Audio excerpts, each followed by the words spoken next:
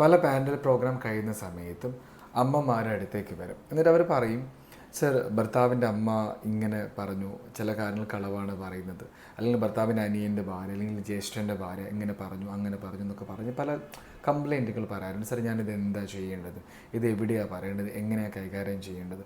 യഥാർത്ഥത്തിൽ നമ്മൾ നമ്മളെ വീട്ടിലേക്ക് നമ്മുടെ മകൻ കല്യാണം കഴിച്ചൊരു കുട്ടീനെ കൊണ്ടുവന്നു കഴിഞ്ഞാൽ നമ്മൾ പുറത്തുള്ളവരോട് എന്താ പറയുക? അവളെനിക്ക് എൻ്റെ മോളാണ് എന്നാണ് പറയുക. പല ആൾക്കാരും അത് ബൈ വേർഡ് കൊണ്ട് മാത്രം പറഞ്ഞു. യഥാർത്ഥത്തിൽ ഇപ്പോൾ ഈ പറഞ്ഞ പ്രശ്നങ്ങളുണ്ടല്ലോ, ആ വേർഡ് കൊണ്ട് എൻ്റെ മകളാണ് എന്ന് പറയുന്നത് മാറ്റിയിട്ട് ഹൃദയം കൊണ്ട് യഥാർത്ഥത്തിൽ ആ കുട്ടീനെ, നമ്മളുടെ മകളുടെ ഭാര്യ, മകൻ്റെ ഭാര്യയെ നമ്മുടെ മകളായിട്ട് സ്വീകരിച്ചാൽ തീരാവുന്ന പ്രശ്നമുള്ളൂ ഇവിടെ. അതേപോലെ തന്നെയാണ് ഭർത്താവിനെ സംബന്ധിച്ചിടത്തോളം. നിങ്ങളുടെ മകളുടെ ഭർത്താവിനെ നിങ്ങളുടെ മകനായിട്ട് അങ്ങ് കൺസിഡർ ചെയ്ത് കഴിഞ്ഞാൽ, അതുപോലെ തന്നെ നിങ്ങളുടെ വീട്ടിലുള്ള ആൾക്കാർ, ഇപ്പം അനിയൻ്റെ ഭാര്യയും ജ്യേഷ്ഠൻ്റെ ഭാര്യയും അങ്ങനെ വീട്ടിലുള്ള ആൾക്കാർ, അല്ലെങ്കിൽ നമ്മുടെ ഭർത്താവിൻ്റെ വീട്ടിലുള്ള ആൾക്കാരൊക്കെ നമ്മുടെ സിസ്റ്റേഴ്സായിട്ട്, നമ്മുടെ ബ്രദേഴ്സായിട്ട് നമ്മൾ കണ്ടു കഴിഞ്ഞാൽ ഈ പ്രശ്നം വളരെ നല്ല രീതിയിൽ നമുക്ക് പരിഹരിക്കാൻ പറ്റും. ഒരു പ്രശ്നം ഇവിടെ ഉണ്ടാവത്തില്ല. മനസ്സിലായല്ലേ? സോ ഇവിടെ എല്ലാവരും വേർഡ് കൊണ്ട് എന്ത് ചെയ്യും? എൻ്റെ മകളെ പോലെയാണ്, എൻ്റെ മകനെ പോലെയാണ് എന്ന് പറയും. പക്ഷേ കാര്യത്തിലേക്ക് കടക്കുമ്പോൾ മകനും മകളൊന്നും ആവില്ല എന്നുള്ളതാണ്.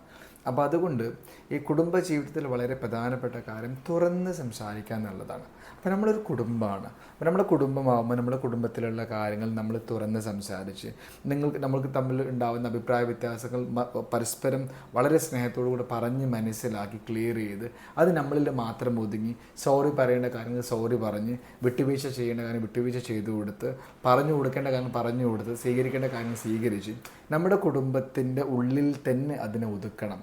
മനസ്സിലായി? അപ്പം ഇതാണ് ചെയ്യേണ്ടത്. അല്ലാതെ നമ്മുടെ കുടുംബത്തിൻ്റെ ഉള്ളിലുള്ള കാര്യങ്ങൾ പുറത്തു പറഞ്ഞ് അല്ലെങ്കിൽ അത് മറ്റുള്ളവരുടെ അടുത്ത് പറഞ്ഞ് പരസ്പരം ഫൈറ്റ് ചെയ്ത് മുന്നോട്ട് പോയാൽ ഒരിക്കലും നമുക്ക് സാറ്റിസ്ഫാക്ഷൻ അല്ലെങ്കിൽ മനസ്സമാധാനമുള്ള ജീവിതം ഉണ്ടാവില്ല. അത് പറഞ്ഞവർക്കും ഉണ്ടാവില്ല, കേട്ടവർക്കും ഉണ്ടാവില്ല. അതുകൊണ്ട് സന്തോഷത്തോടു കൂടി ജീവിതം നിങ്ങൾക്ക് വേണം. ഈ പറഞ്ഞ രീതിയിൽ കാര്യങ്ങളെ ഗൗരവത്തിലെടുത്ത് വിവേകത്തോടു കൂടെ നമ്മുടെ മക്കളെയും മരുമക്കളെയൊക്കെ മക്കളായിട്ട് കണ്ട്, അതുപോലെ നമ്മളെ വീട്ടിലുള്ള ആൾക്കാരെ നമ്മുടെ ബ്രദേഴ്സും സിസ്റ്റേഴ്സും ഒക്കെ ആയിട്ട് കണ്ട് നമ്മൾ വളരെ സ്നേഹത്തിൽ ജീവിതത്തെ മുന്നോട്ട് കൊണ്ടുപോവുകയും ആരുടെയും കുറവുകൾ പുറത്തു പറയാതെ എല്ലാവരുടെയും നന്മകൾ മാത്രം മറ്റുള്ളവരെടുത്ത് പറഞ്ഞ് ക്ഷമിച്ച് സഹിച്ച് സ്നേഹത്തോടു കൂടെ ജീവിക്കാൻ നമ്മൾ തയ്യാറാണെങ്കിൽ വളരെ മനോഹരമായ ജീവിതം ഉണ്ടാവും. ഇങ്ങനെയാണ് കുടുംബത്തിനെ നിങ്ങൾ ഡെവലപ്പ് ചെയ്തെടുക്കേണ്ടത്. ഈ ഒരു കാര്യം ശ്രദ്ധിക്കാത്തത് കൊണ്ട് തന്നെയാണ് പ്രശ്നങ്ങൾ വരുന്നത്. അല്ലാണ്ട് ആരും പ്രശ്നക്കാരല്ല. ഈ പല പ്രോബ്ലത്തിലേക്ക് നമ്മൾ ഇറങ്ങി ചെല്ലുമ്പം സത്യം പറഞ്ഞാൽ ഈ വളരെ നിസ്സാരമായ വിഷയങ്ങളാണ് ഉള്ളത്. അപ്പോൾ അനാവശ്യമായിട്ട് നമ്മൾ ശ്രദ്ധിക്കാതെ മറ്റുള്ളവരെ കുറിച്ച് കുറ്റം പറയാനും അവരെക്കുറിച്ച് ചിന്തിക്കാതെ നമ്മൾ